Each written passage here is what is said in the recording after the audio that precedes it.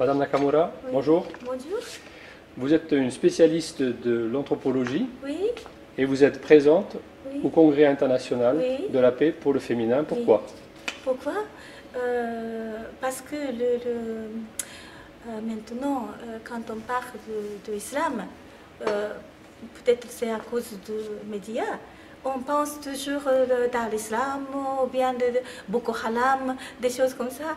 On ne comprend pas l'islam, c'est une religion paisible.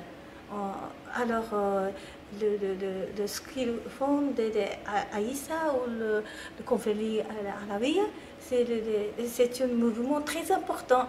Et moi, je dois découvrir cette sorte de mouvement, je dois transmettre le message, même au Japon, oui, pour changer un peu d'idée concernant l'islam.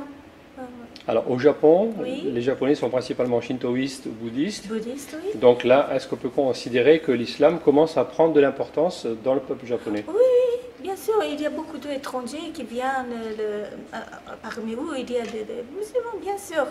Et bien sûr, on a aussi de bonnes images sur l'islam, mais surtout les Indonésiens ou bien les Malaisiens, parce qu'ils ressemblent à Asiatiques. Mais quand on parle de l'islam, de pays arabes ou bien de Moyen-Orient, on a toujours pensé des conflits ou bien des terroristes, ou bien des mauvaises images. On doit changer. Oui, alors ce qu'ils font cette fois-ci, c'est vraiment important et on doit faire connaître cette sorte de congrès et de mouvement. Mais bon, les Japonais, qui sont des gens très disciplinés, ils ont une vision de la femme qui est un petit peu en retrait. Hein.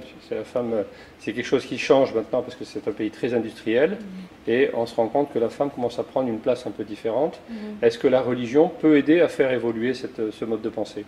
De religion, c'est-à-dire quelle religion? Religion, tout type de religion, il n'y a pas de religion spécifique. Est-ce que l'islam peut être plus fort que le bouddhisme? Est-ce que le shintoïsme, est-ce que ça peut jouer? Religion, je pense que ce n'est pas quelque religion spécifique, mais plutôt de philosophie.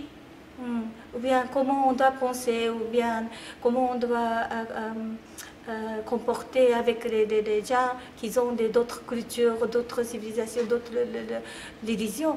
Et la plupart des Japonais maintenant ne sont pas très religieux. Peut-être comme dans les pays européens.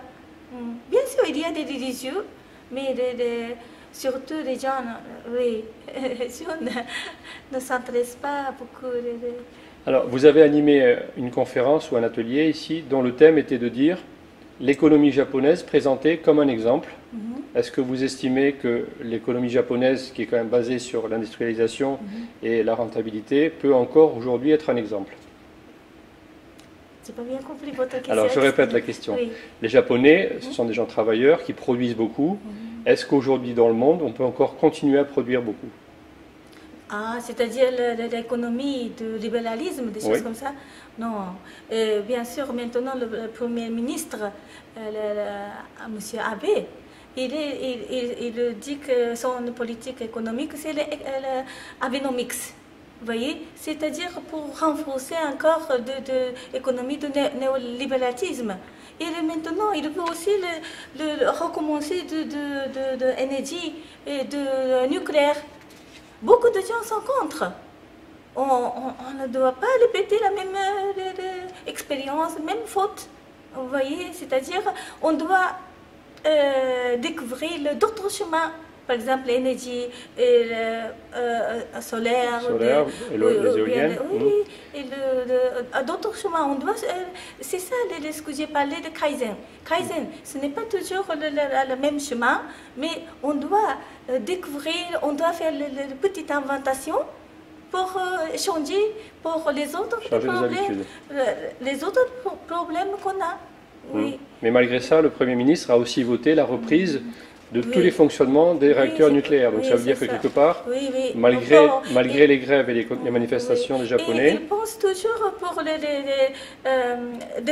développer plus, vous voyez, la rapidité ou l'efficacité ou la rentabilité. Mais on doit découvrir d'autres chemins pour les partager plus équitables et pour soigner des marginalisés, des choses comme ça. C'est-à-dire le bonheur n'est pas toujours économique ou bien le matérialisme. On doit sentir, il y a d'autres bonheurs, vous voyez, satisfaire soi-même et les mentalités pour vivre ensemble. Oui. L'économie néolibéralisme, de temps en temps, tout le monde court pour soi entrer.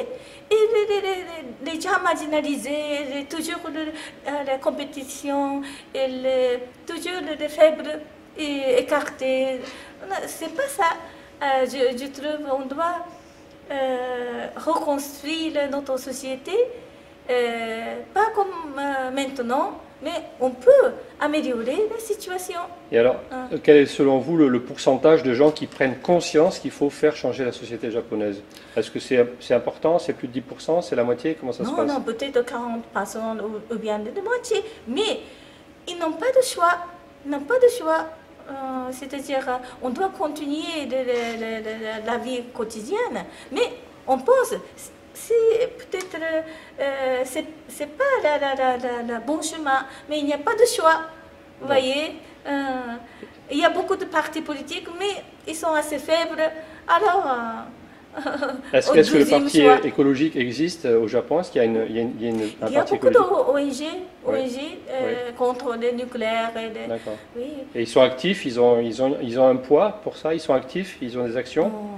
Oui, il y a beaucoup de ONG, mais ils ne sont pas tous réunis, rassemblés. Et pour changer la politique, c'est assez difficile. Bon, Madame Nakamura, domo arigato, merci beaucoup d'avoir répondu en français. En tout cas, c'était très aimable à vous. Et bonne continuation pour ce congrès. Merci beaucoup. Merci.